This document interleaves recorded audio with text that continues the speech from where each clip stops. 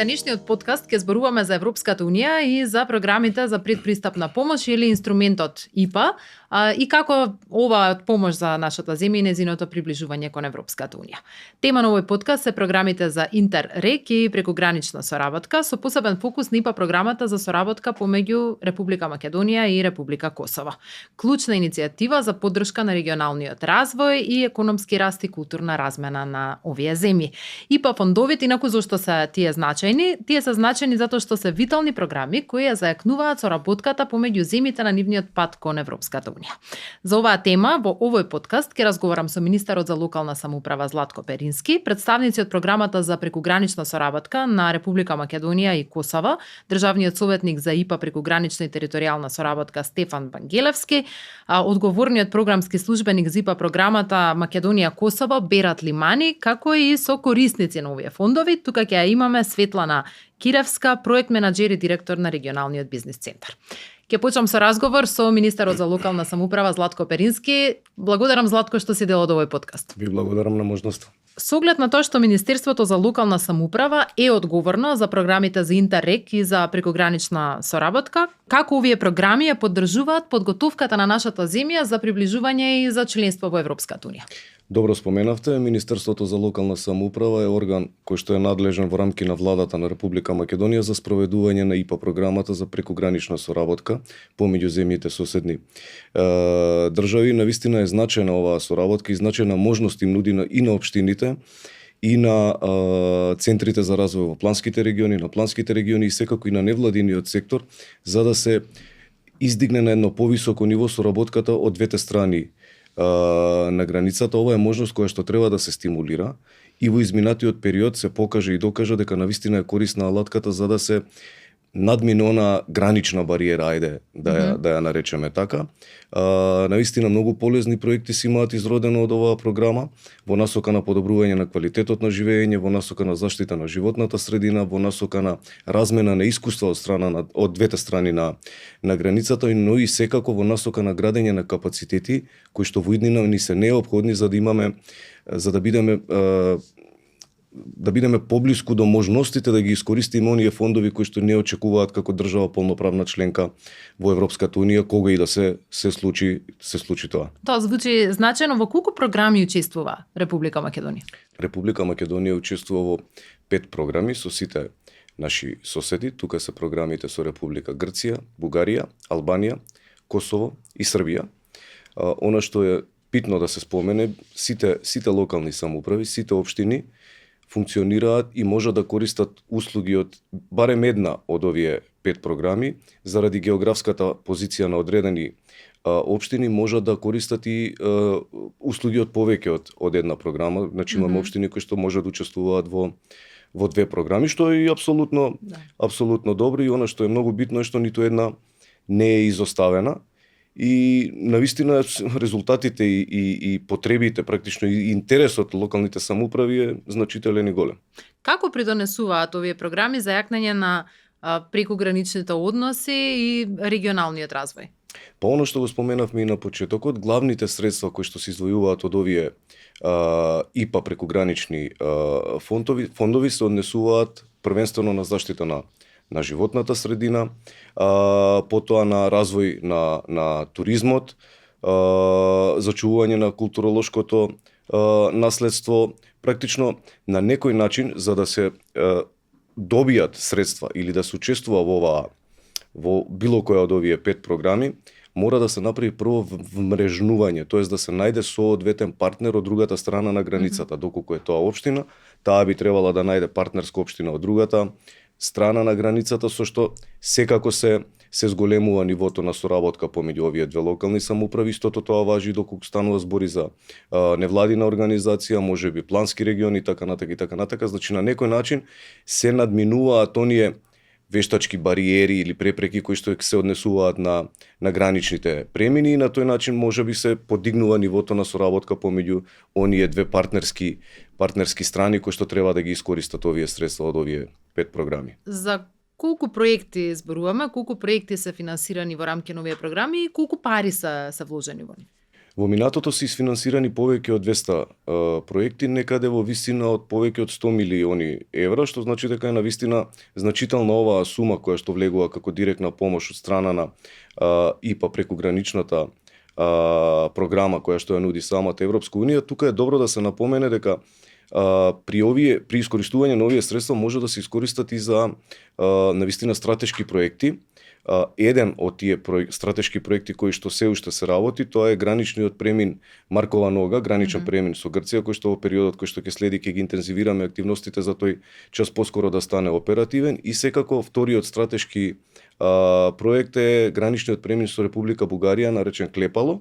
Значи ова се два стратешки и клучни проекти не само за Република Македонија, туку и за Република Грција и за Република Бугарија, но пред се многу стратешки и значајни за населението кој што живее во овие два погранични региони. Овие два стратешки проекти ги споменав само за да ја доловам сликата и битноста колку можеме да добиеме доколку соодветно партиципираме и учествуваме во овие програми. Една работа е различна за нашата земја и другите од Западен Балкан, тоа е што ние учествуваме и со кофинансирање во дел од овие проекти. Во кој обем, колку пари од државниот буџет одат за ваква намена? Да, тоа е еден од условите кои што самата Европска унија ги поставува, доколку сакате да ги исползуваат овие средства кои што произлегуваат од овие ИПА фондови, морате да имате кофинансирање, сопствено кофинансирање во висина од 15%, и тоа се правила кои што се идентични за сите. Нашата држава, Република Македонија, преку Министерството за локална самоуправа, им овозможува на сите заинтересирани страни да не ги оптоваруваат сопствените буџети со 15% сопствено финансирање, туку тоа им го покрива државата, владата, преку Министерството за локална самоуправа. Ова го правиме заради тоа што оние 15% кои што се кофинансирање може да бидат ограничувачки фактор за одреден број на локални самоуправи, плански региони, центри за развој во рамките на планските региони, невладините организации и така натаму. Значи за да нема ниту една страна ограничување во процесот на апликација, затоа државата, Република Македонија, преку владата, тоест преку Министерството за локална самоуправа, придонесува и кофинансирањето го покрива од централниот буџет. Да, тоа е сериозна помош и поддршка за да секој може да биде дел и да ги искористи овие програми. Програмскиот период за ИПА 2 2014-2020 година е завршен веќе пред известно време. Колку Министерството за локална самоуправа е задоволно од постигнатите резултати во рамки на овој проект? Генерално сме задоволни заради тоа што интензитетот на спроведување и реализација на самите проекти во одредени програми е веќе и 100% достигнат, што значи дека, еве да речеме, ќе споменам, мислам дека беше програмата со Бугарија, таа е веќе во 100% искористени се средствата, што значи дека интензитетот на изvedба на работите и реализација на проектите кои што произлегуваат од овие програми се навистина на соодветно ниво. Тука ни останува да го доработиме оној стратешки проект кој што го споменавме, а тоа е граничниот премин Клепало, кој што и текако ќе го подигне квалитетот на живот и секако развојот на тие два микрорегиони во пограничниот појас. Има одредени програми кои што почна лесо за доцнување, како програмата со Косово и со Албанија, но има од двете страни навистина значителен интерес и мислам дека и тука ќе се исцрпат средствата и реализираат средствата во максимум. Она на кој што ние како Министерство за локална самоуправа во периодот ќе се фокусираме, тоа е на градење и развивање на капацитетите кои што треба да ја дадат целокупната помош и поддршка во насока на реализација и градење на вакви проекти, и во таа насока сме навистина фокусирани, бидејќи навистина сметаме дека без разлика дали ги користиме овие предпристапни фондови од страна на Европската унија или дали ќе ги користиме оние фондови како земја членка на Европската унија, сепак треба да имаме соодветен кадар поставен на соодветни места и одговорно да си ја работи работата за да не ни одат во вода оние пари на име на помош на прекуграничните соработки и на другите фондови во вода. Да, тоа е многу важно. Во одредени периоди ми се чини дека немаше доволна подготвеност на самите институции за да ги искористат, да имаат соодветни капацитети да ги искористат овие пари. Добро е ако тоа се минува.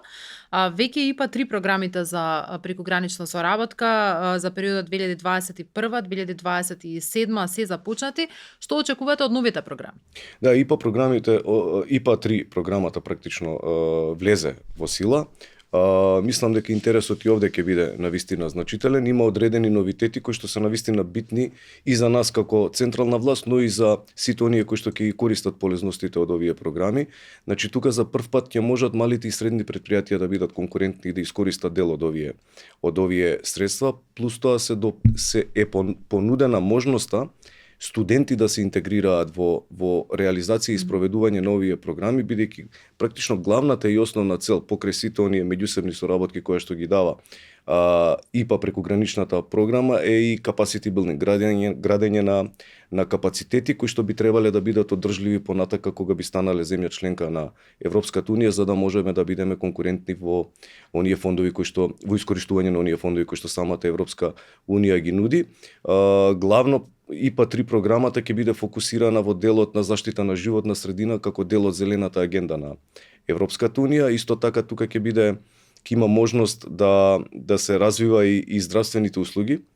Секако културното наследство ќе биде исто така како предмет на искористување на овие средства од програмите, така да мислам дека сите овие новитети ќе бидат во многу позитивна мера примени од сите оние кои што потенцијални корисници на истите. Да, ова се навистина значајни сектори, и здравството, и туризмот, и здравата животна средина, така што да се надеваме дека овие проекти ќе даваат резултати. Кои се идните планови на Министерството за локална самоуправа за подобрување во учеството и резултатите додека се приближуваме кон пристапување кон Европската унија?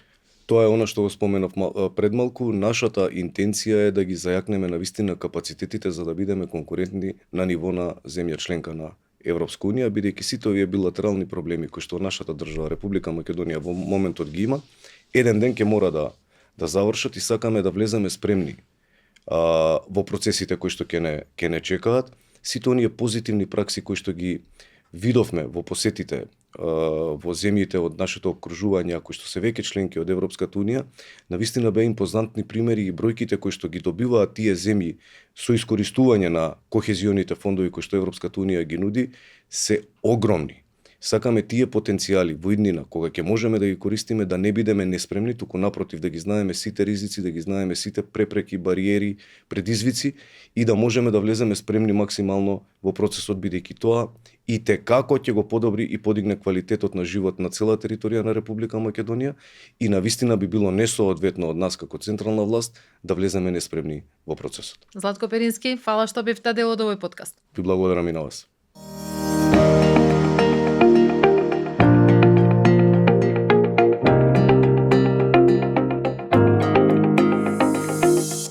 Продолжение во подкастот разговарам со државниот советник за ИПА прекогранична и територијална соработка Стефан Вангелевски и одговорниот програмски службеник за ИПА програмата Македонија Косово Берат Лимани. Благодарам што сте тука. Благодарим на покана. Стефан, можете ли да ни дадете еден преглед на програмата меѓу Косово и Македонија, кога почна со спроведување и кои се нејзините примарни цели и приоритети? Програмите за прекогранична соработка се функционираат како дел од поширокиот инструмент на Европската унија за предпристапна помош или популарно како што го нарековте ИПА, кој им помага на земјите за да се подготват за евентуално членство во Европската унија и да потикнат регионалната соработка помеѓу тие две соседни земји. Во случајов програмата помеѓу Косово и Република Македонија е почната од 2013 година преку тогашната ИПА 1 програмски период. Продолжението е од 2016 до 2023 година преку ИПА 2 програмскиот период, а од декември 2023 година и се уште е актуелен ИПА 3 програмскиот период. Ова програма се простира во јужниот дел на Косово и северниот, североисточниот и северозападниот дел од Македонија. И тој ги опфаќа делот што е од Маврово, Тетово, Гостивар, па до градот Скопје со 10 општини во рамките на градот, при градските општини околу градот Скопје, па се до Куманово и до источниот дел кај што се Крива Паланка и Кратово. Значи опфаќа еден така поголем дел од територијата и тука оваа програма имаат за цел да креираат прекогранични партнерства, преку и со цел да ги зајакнат капацитетите, да го зголемат економскиот развој на овие региони, значи да се заштити животната средина, развој на туризмот да се промовира и да има социјална вклученост поголема помеѓу двете земји во овој прекуграничен регион. Значи, од она што можеме да го заклучиме од вашето како одговор на вашето прашање кои се примарни цели и приоритети, значи се да се промовираат добрососедски односи помеѓу двете земји, да се поттикне евентуално идно членство на земјите во Европската унија и да се зајакнат социјалниот, економскиот и територијалниот развој на овој прекуграничен регион помеѓу Македонија и Косово.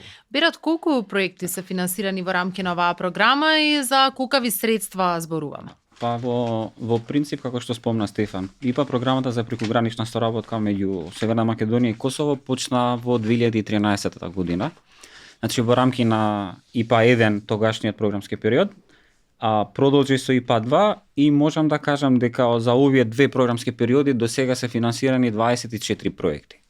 Значи 6 проекти се од првата програма на ИПА 1 и 18 веќе во ИПА 2. За колкав буџет зборуваме? Зборуваме за буџет од 10,75 милиони евра финансирани од страна на ЕУ, од кои од прилика 50 до 55% се финансирани за активности и инвестиции во нашата земја. Колку сте задоволни од реализираните проекти во рамки на овие програми? Во принцип, задоволни сме од имплементацијата на проектите. ИПА 1 програмата секогаш кога се почнува процесот на учење. Така да тие проекти и за нас како програма беа вовед, да кажам, во прекугранична соработка за нашата земја. Барем препограничниот регион со Косово.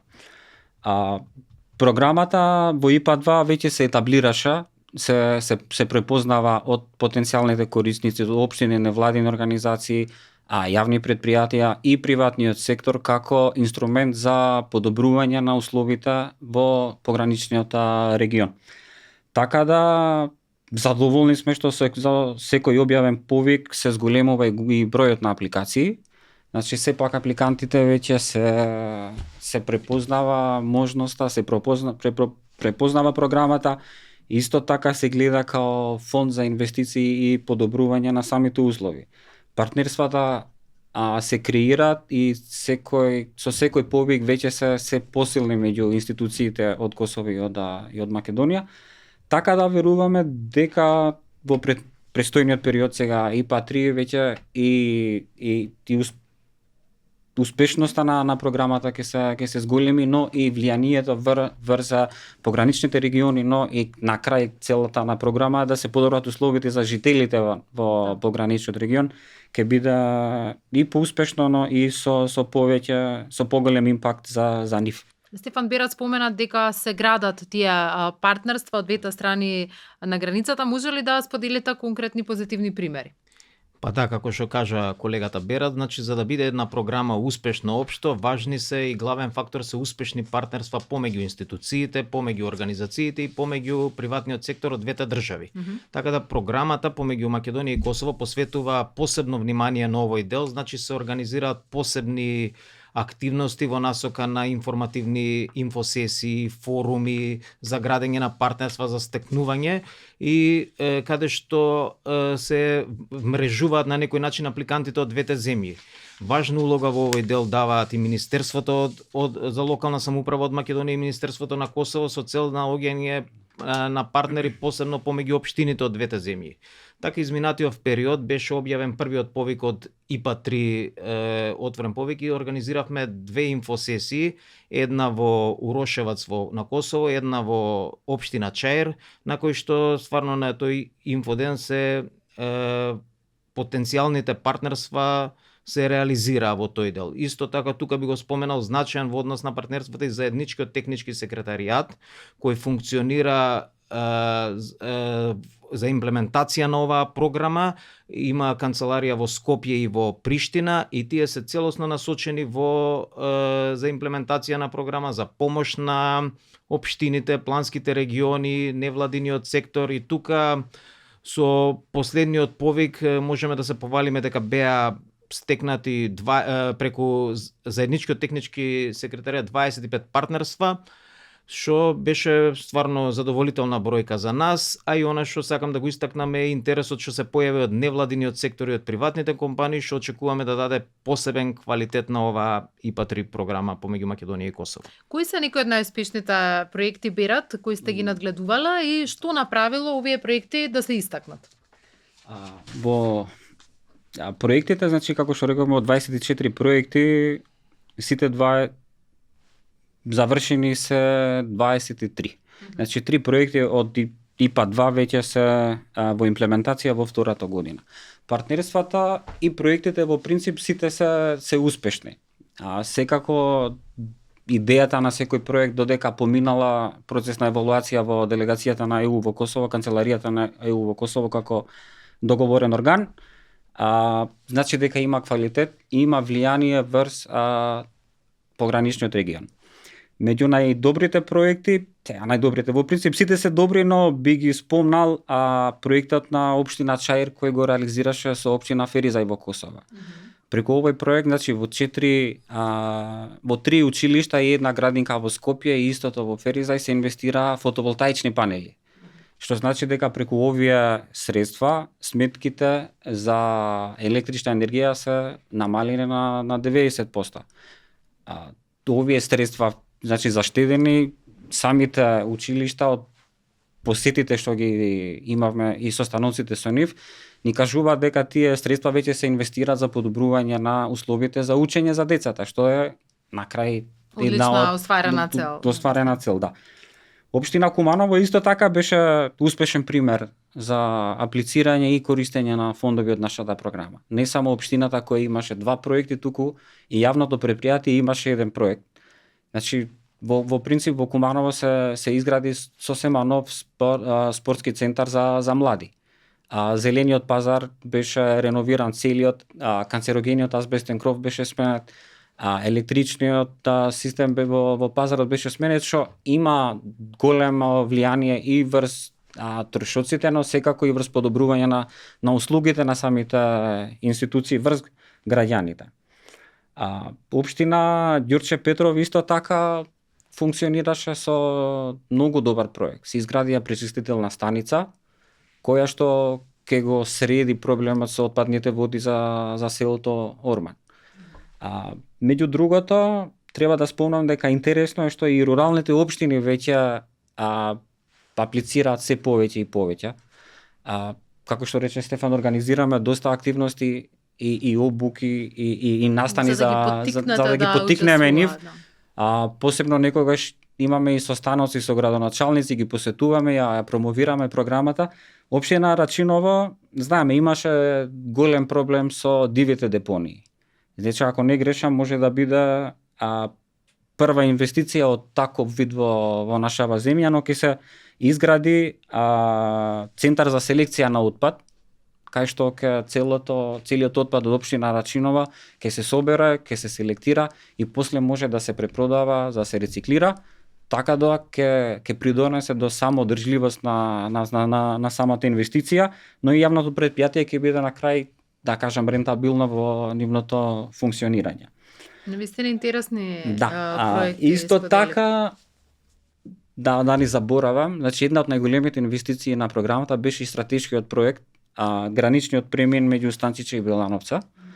Тоа е проект финансиран од ИПА 1, продолжуван во ИПА 2, но се изгради сосем и се отвори сосем нов граничен премин, што веќе олеснува движењето на граѓаните од регионот на Куманово и Гилана, за да не мора да вртат преку Скопје да одат, туку се поедноставува, се олеснува комуникацијата меѓу граѓаните од двете страни. Одлични, навистина интересни и значајни проекти. Кои се целите на програмата, Стефан, за следниот период на финансирање во рамки на ИПА 3 програмата 2021-2027? Па главна цел на програмата, како што споменавме, да се промовираат добрососедските односи, да се поттикне интеграцијата во Европската унија и да зајакнување на социјалниот, економскиот и територијалниот развој на оваа прекогранична област. Тематски приоритети на програмата во овој повик, што беше отворен изминативе 2 месеци беше заштита на животната средина, на адаптација и климатски промени и облажување и превенција и управување со ризик, конкурентност, развој на бизнис на мали и средни предпријатија, трговија и инвестиции. Значи, вкупниот буџет, можам да кажам на програмата, дека што е финансирано од Европската унија изнесува 8,4 милиони евра, што кога ќе се земе со дополнително со кофинансирањето од страна на Министерството за локална самоуправа, доаѓа до негде до сума од 9,7 милиони евра, што без малку е буџет колку првите два програмски периоди ИПА 1 и ИПА 2, што значи дека ова програма е препознаена од Европската унија и како така и зголемен е интересот, а и со тоа и би ги мотивирале општините, планските региони, невладините организации и приватниот сектор поактивно да се вклучат во неа и дека ако во ИПА 1 и ИПА 2 на некој начин беше како период на учење на овие процеси, во ИПА 3 очекувањата се многу поголеми, да кажам. За крај, кој би бил вашиот совет до оние кои се заинтересирани во иднина да станат дел од овие проекти? Па прво и основно, значи програмата има своја веб страна што функционира, кај што треба прво да се отвори, да се прочита самата програма. Значи тоа се одзема малку време, ама кога ќе се прочита убаво и ќе се простудира цела програма, ќе се видат кои се целите, кои се приоритетите и кои се активностите. Она што би го препорачале и сега изминатиот период на некој начин го искусивме, дека партнерствата се градат многу порано и е пожелно да се изградат многу порано, затоа што кога ќе дојде периодот на апликација малце Има доволно време за да не доволно време, затоа ако добро се прочита, се простудира, може многу порано да се почне да се креира, да се планираат проектите, со тоа и поголема успешност би имале.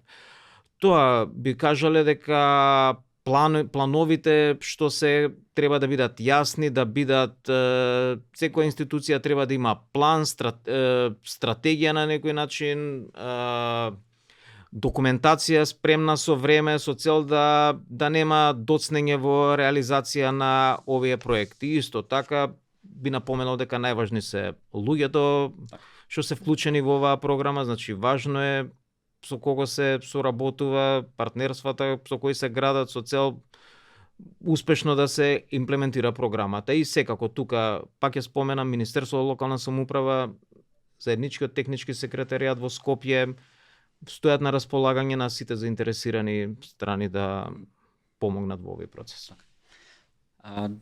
Дополнително да се надобрзам на тоа што Стефан го кажа, во принцип секој повик за предлог проекти има своја посебна цел. Значи секој потенцијален апликант треба да први, освен програмскиот документ, нели и прирачникот за аплицирање да го прочита, за да знае што активности се предвидени во тој повик. Значи секогаш и на настаните, и на обуките, и на состаноците им кажуваме секоја идеја што ја аплицирате и што планирате да аплицирате треба да биде усогласена со реалните потреби на заедницата. Некоја идеја во хартија може да биде многу убава, но не исполнува и не решава некој проблем, не решава проблем на луѓето. Затоа инсистиравме во последниве повици со капитални инвестиции 60 до 70%, за да има реална потреба да биде, значи, во принцип решена, реален проблем да биде решен.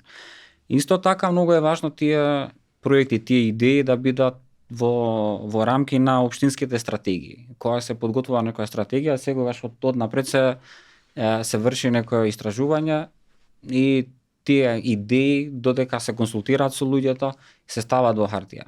Многу е важно за програмата тие идеи да стигнат во кај нас, тие идеи да бидат аплицирани и секако Стефан како што рече, партнерите секогаш е пожелно да се најдат многу однапред, бидејќи сепак кога се објавува повикот, ова е веќе конкуренција меѓу институции, општини, невладин сектор и приватни компании. И секогаш доаѓа до момент да имаш добра идеја, но да не можеш да најдеш партнер во Косово, например. Мислам дека дадовте корисни, вистина корисни совети за сите кои сакаат да се вклучат. А ви благодарам што бевте дел од подкастот. Благодарам.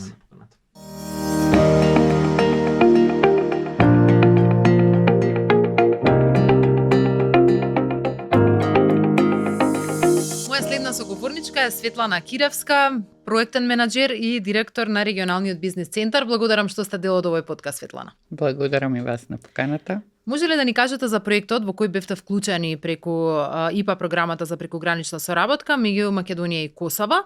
Која беше главната цел на овој проект и како дојдовте до идејата за да аплицирате со него?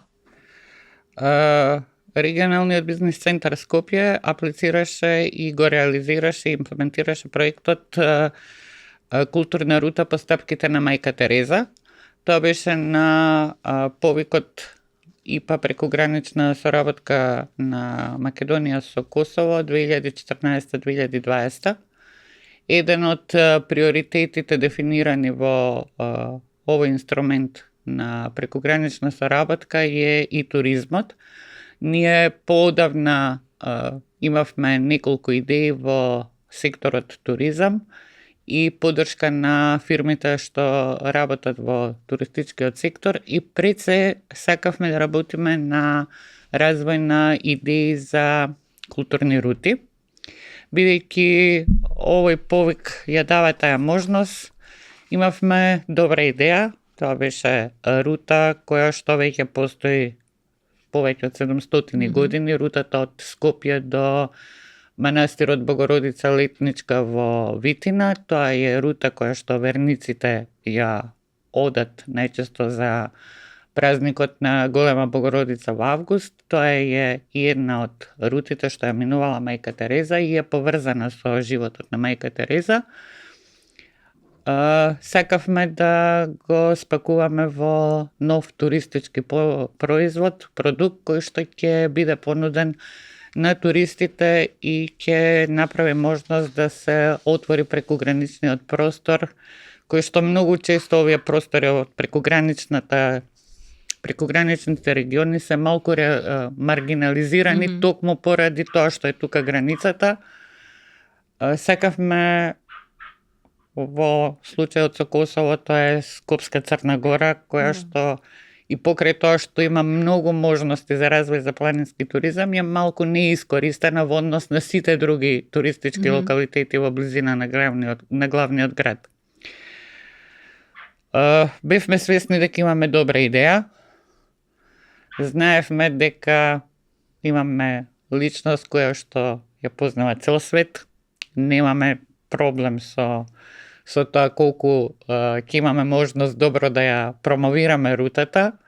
Тоа е една од најголемите личности на 20 век. Имавме рута која што е стара 700 години, значи ништо не е проблем, меѓутоа имавме огромен предизвик.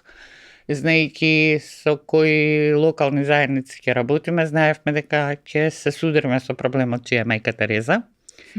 Меѓутоа решивме да пробаме и да бидеме упорни, да видиме дали ќе успееме. Ја ставивме идејата во еден концепт и бидејќи повикот предвидува голем дел од средствата во програмата да бидат потрошени на инфраструктурни објекти. Во старт бевме свесни дека имаме многу малку искуство во имплементација на проекти кај што има инфраструктурни зафати. Решивме да бараме партнер кој има искуство во оваа област и кога веќе ги дефиниравме сите овие точки, после беше многу лесно.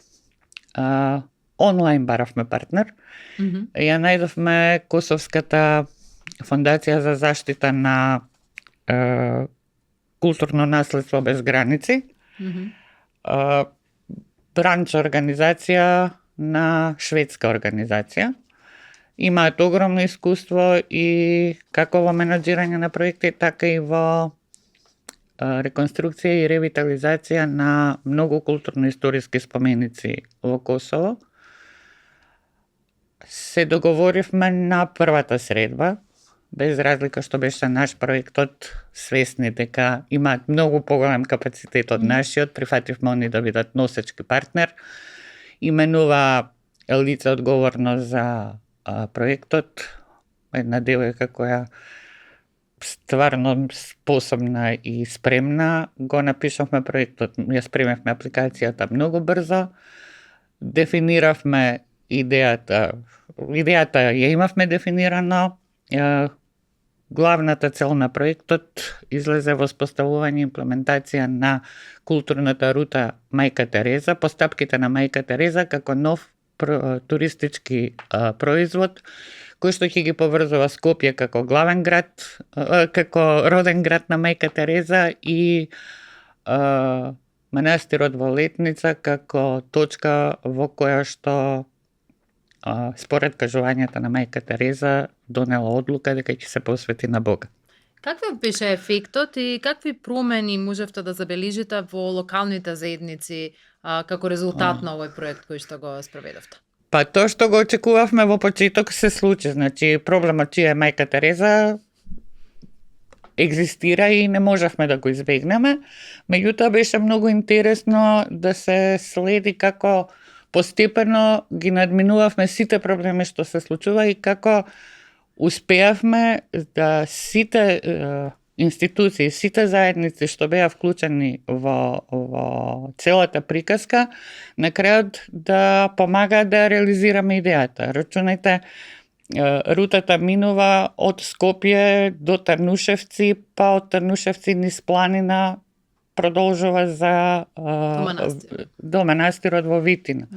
Значи, предпоставувам самиот факт што станува збор за Мајка Тереза и што сите без разлика на која националност и како припаѓаат заедниците, малите селата во општина Чучар Сандево и градските општини, дека никој нема против со личноста и со идејата и дека постепено сето она што беше некој стереотип и она што беше конфликтна ситуација, пробувавме да го разрешиме. Морам да кажам дека огромна поддршка имавме од тимот на програмата, дека на моменти доаѓавме во ситуација кога мислев дека сето тоа ќе мора да престане, меѓутоа стварно со нивна огромна поддршка и соработка успеавме да го дотераме до крај проектот и Има ли нешто што не успеавте да го направите, Да. нешто што ви беше зацртана цел, меѓутоа поради Да, одредени објективни причини не можеше? покрај тоа што требаше, значи да ја мапираме рутата, да ја обележиме рутата, требаше да направиме промоција на сите активности.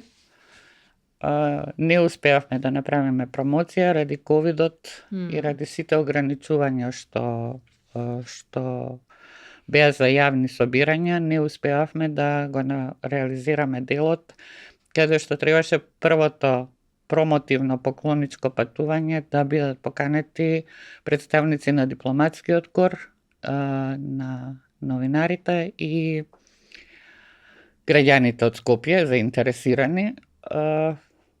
Тој дел остана можеби сега новиот Добро, ковид кризата беше причина за многу такви настани да не Тоа е да шанса, не се можеби, случат. можеби министерот сега за Денот на Европа за прекогранична соработка да организира прво поклоничко патување со дипломатскиот кор, можеби е добра тоа е идеја да навистина го убава идеја. реализира. Добро, кои се главните лекции кои вие ги научивте како учесници во оваа програма, што би ги споделиле со оние кои размислуваат за да се вклучат во овие програми?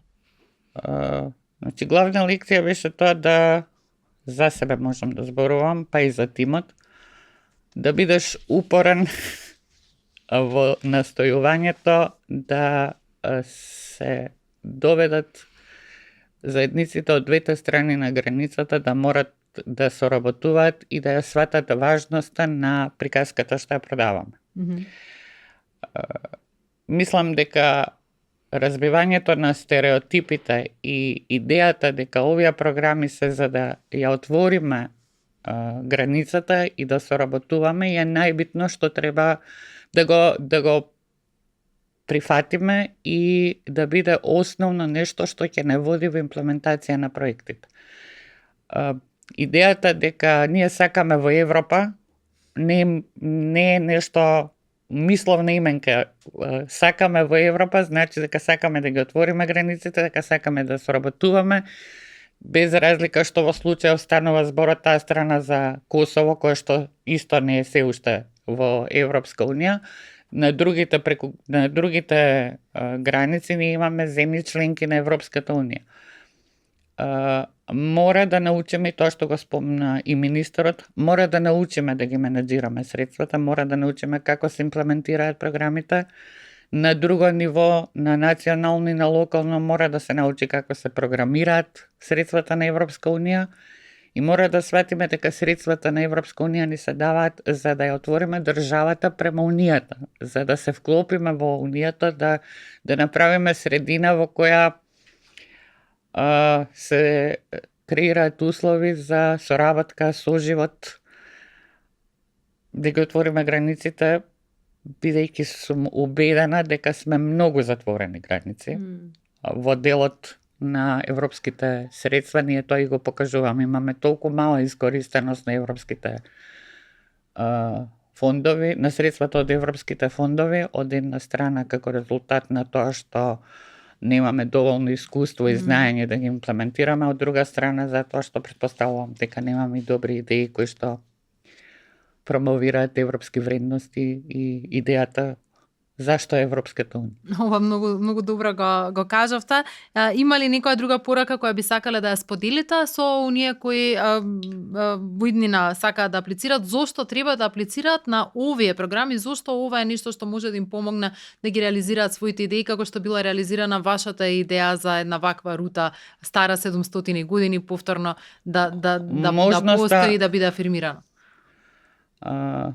Можноста да се соработува со соседите е секогаш, претпоставувам, интересна за сите општини што се во пограничните региони, без разлика дали е тоа на ниво на локална самоуправа, дали е тоа на ниво на други институции, дали се тоа бизнис секторот.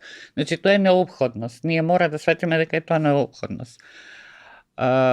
Тоа што би го препорачала е да се обидат секогаш да имаат добри идеи кои што одговараат на потребите на заедницата, меѓутоа истовремено соодветствуваат и на условите што ги предвидува повикот. Дека мора тоа што е проблем или предизвик на оние за кои што работиш, да го преточиш во идеја за проект која го решава нивниот проблем, меѓутоа која исто соодветствува на тоа што го предвидува програмата. И секако да пробуваат овие програми се со мали средства во однос на тоа што се структурните фондови на Европска Унија и Кохезиониот фонд, и дека овој период на предпристапно членство нас ни е дадена можност да учиме, јас велам нечисто да се навежбаме, за да еден ден стигнеме до оние големите пари.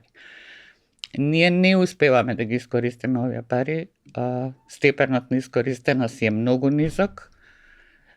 Мислам дека се многу голема можност како за невладиниот сектор, како за бизнес секторот, секако општините, и дека треба максимално да се користат можностите да се соработува со партнери од соседите. Светлана Киревска, ви благодарам многу што ги споделивте вашите искуства и вашите препораки за во делот на имплементација на овие програми.